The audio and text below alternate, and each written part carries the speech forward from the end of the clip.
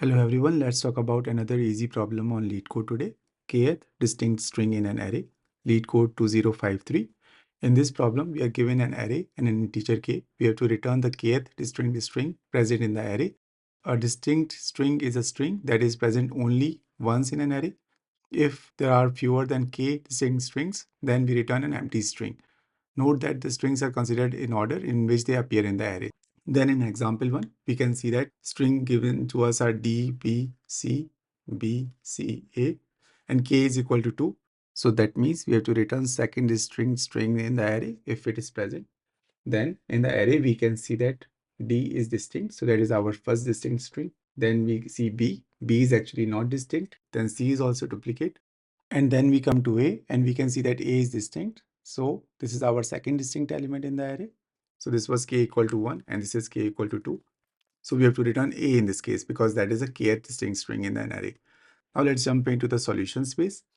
One of the easiest way to solve this problem is running two nested loops. In the outer loop, we will actually select the element. Say we go from left to right. And in the nested loop, we will check if the element occurs again in the array. If yes, then this element is not distinct. If not, that means this element is distinct. And we can use the count variable to see how many distinct elements we have seen so far. So as soon as count is equal to k, we will return the element in the outer loop. And if we reach the end of the array and we couldn't touch count equal to k, that means we have to return the empty string. Now let's see it with the example. So we start with string D and check if D exists in the remaining array, and the answer is no. So we will count it as a distinct string. So our count will become 1. And now we come to B and we can see that B is not distinct. So how we can check it?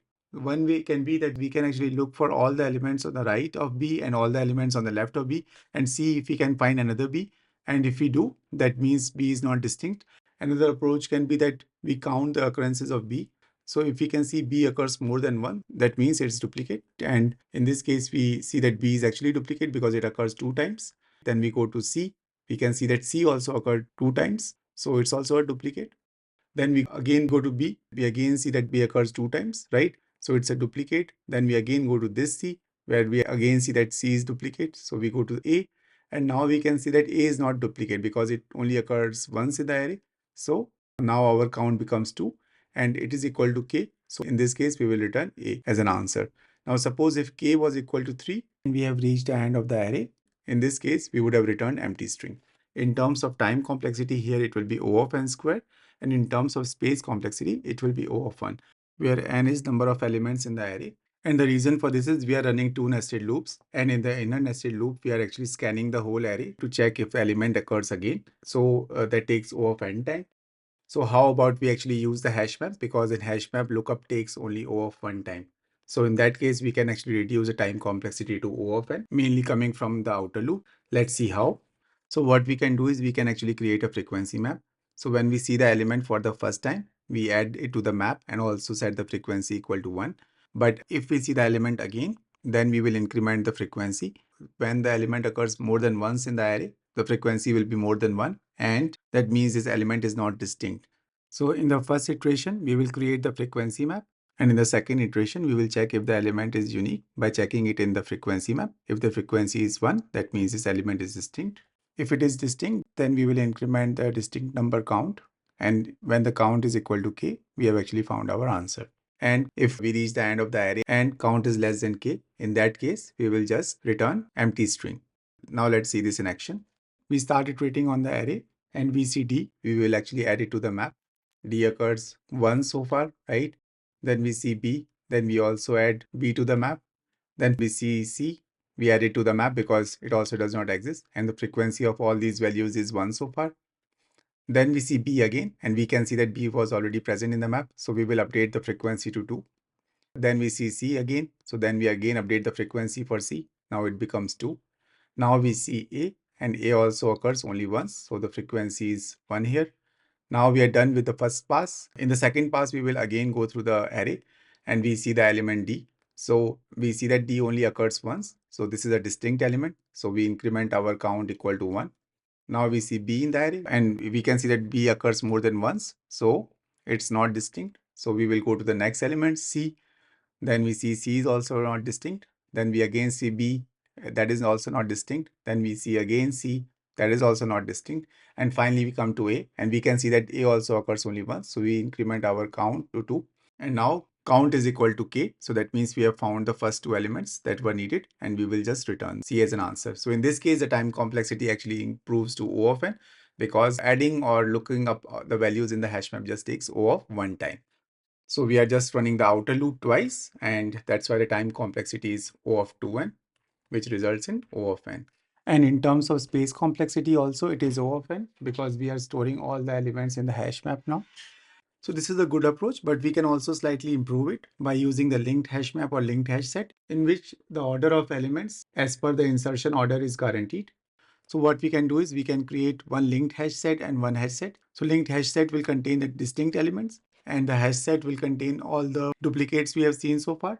And at the end of the first iteration, we will actually get all the distinct elements in the linked hash set. Finally, we can actually iterate over linked hash set instead of array and get the kth distinct element. Let's see it with example again. So we start iterating on the array and we see D, and we can see that D is not present in distinct or duplicate set. So that means we are seeing D for the first time. So we will add it to the distinct set. And then we see B, and we are seeing it for the first time. So we will add it to the distinct set again. Then we see C, and we also add it to the distinct set. And now we see B, but we can see that it's already present in the distinct. So that means this is a duplicate. So we will just remove it from the linked hash set and add it to the duplicate set now. Similarly, we see C again, because it is already present in a distinct set. So we will remove it from the linked hash set and add it to the duplicate set. So now we see A, and we are seeing it for the first time. So we will add it to the distinct. And now we are done with the first pass. Now instead of iterating on the array, we can actually just iterate on this distinct linked hash set, because the insertion order is guaranteed. So we start with the iterator, say I. So first element we see is D. So I is equal to 1. And now I is equal to 2, which is equal to K. So we will return A as an answer. And in terms of time complexity, it is O of n plus K. And in terms of space complexity, it is O of n, because we are storing all the elements in these two sets. And note that asymptotically time complexity is still close to O of n, because K may be proportional to n or K may be very less than n. So in that case, it will be still be O of n. But there is a slight improvement that instead of looping on the whole array, we are just looping over the linked hash set.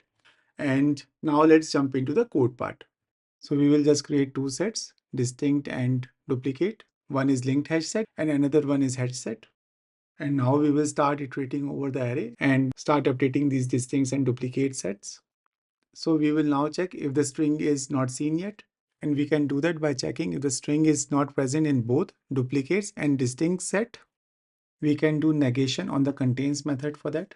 If the element is not seen, then it should be added to the distincts. But if it is present in the distinct and we are seeing it again, then we should move this element to the duplicates. So that's it. So now our distinct set is ready. Then we will just check if distinct size is less than K. So in that case, we will just return empty string. Otherwise, now we will start iterating over the distinct set and get the kth element. So we can use iterator in Java to get the iterator from linked hash set and take a count variable. So as soon as count is equal to K, we will actually return kth element. And now we will start iterating using iterator.hasNext, and we will continue iterating until count is equal to K. And we will get the element from the linked hash set using iterator.next.